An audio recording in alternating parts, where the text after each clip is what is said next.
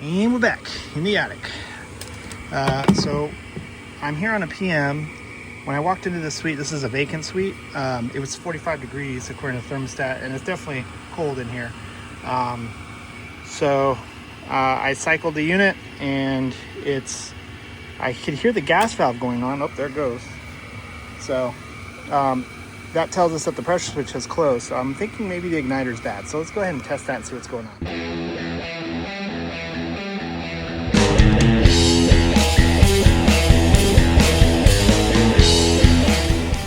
Okay, so I have 120 volts. I hear the gas valve opening and I can smell the gas. So it looks like our igniter might be bad. So let's go ahead and dig in a little deeper. All right, so we're getting some flashes on our board here. We get 1, 2, 3, 4, 5, 6, 7. So this board has obviously been replaced, because if we look here, you can see that means absolutely nothing to me. Thankfully, though, they left the old board here. So if you're going to change out the board and it comes with new stickers, please stick them on there. Hopefully we have the diagnostic light codes on here. Not that I need it, but look, here's the new thing.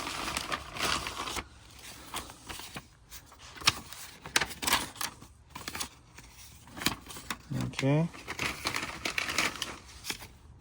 Well, looks like you did stick them on something.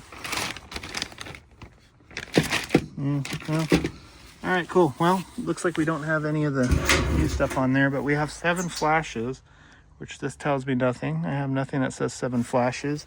I did find this here, and this has nothing about 7 flashes.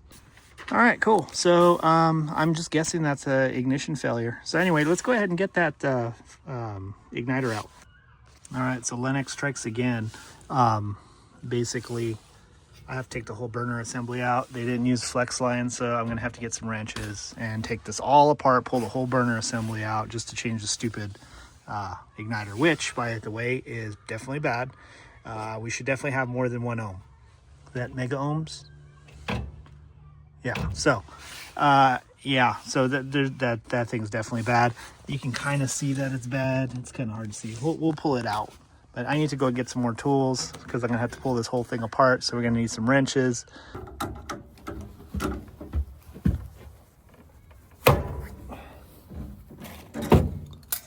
Loving those Knipex stuff. We're just gonna be popping off wires here with this guy.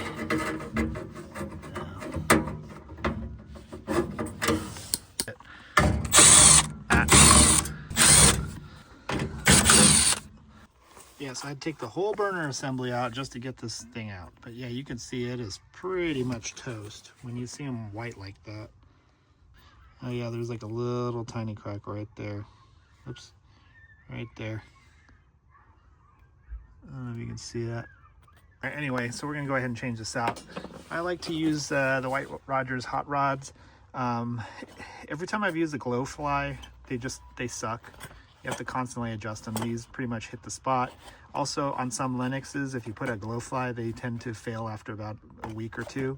These seem to be okay because I think I think it's just the 90 volt one. So this one's 120 obviously, but some of the Lennox furnaces send 90 volts to the igniter for some reason. So if you put one of like a glow fly, which is designed for 120 or 110, 115, whatever, it seems to fail after about a couple weeks. So I just use these. I've had pretty good luck with them. So I'm gonna cut it back from here because I like to reuse that connector. All right, so we need to wire nut these together.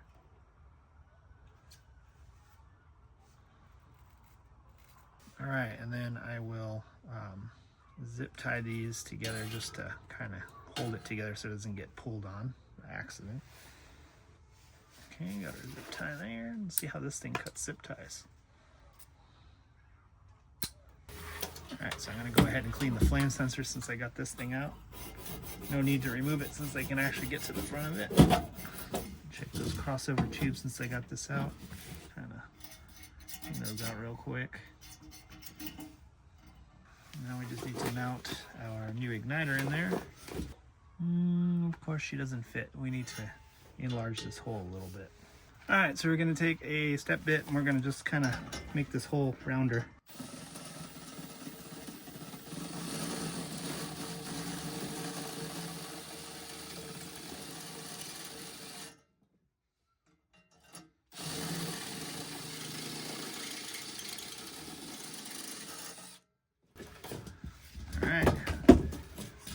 should do it. Perfect.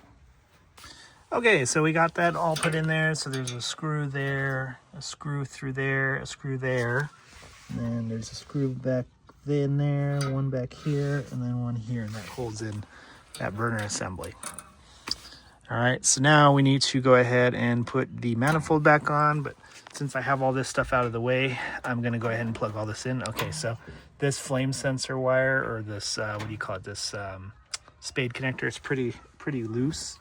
So we're gonna use our 7-in-1s to go ahead and tighten it up. So we just grab the tip like that and squeeze. Just don't over squeeze it or you won't be able to get it back on. And I over squeezed it. There we go. Now, one nice thing about having this big old head is you can kind of use as a hammer. All right. There we go. Cool. All right, so we'll go ahead and plug in all our stuff, our rollouts. There should be a rollout under here somewhere. Here it is. Okay. And then, most importantly, we need to plug in our flame, or our igniter. I like to wire nut the connector back on, just makes it easier for everyone.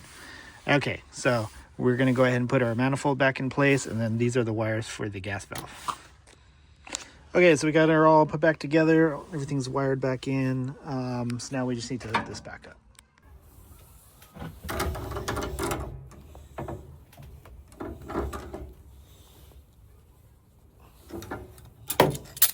All right, let's fire this thing up, see if she works. All right, we're calling for heat. Juicer is on. So we'll check our amp draws while we're at it.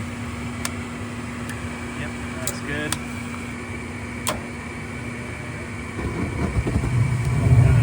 We got gas. So we just need to make sure that our blower actually kicks on. Run cap is good, I already checked it. Forgot to video that. But yeah, it's 45 degrees in that space. It's crazy cold. Yeah, there she goes. Good. These little flamey flames, that's just dust burning off, see? So, anyway, yeah, if you ever come across a situation where, oh, there's our blower. So if you ever come across a situation where your igniter is not turning on, but you're hearing the gas valve, that means your pressure switch is closed, because it's not going to even open the gas valve until the pressure switch is closed. So that usually means that either your igniter is bad or your board is bad. So like the voltage is not being sent to the igniter, or the igniter is bad, or it could be both. That's why you always want to make sure you have voltage coming out. And if you noticed, I checked it on the igniter side right here. So I stuck my meter leads on this side, not this side. That tells me that the connection is good too, because sometimes that Molex might be bad. So I want to see if I'm getting voltage here.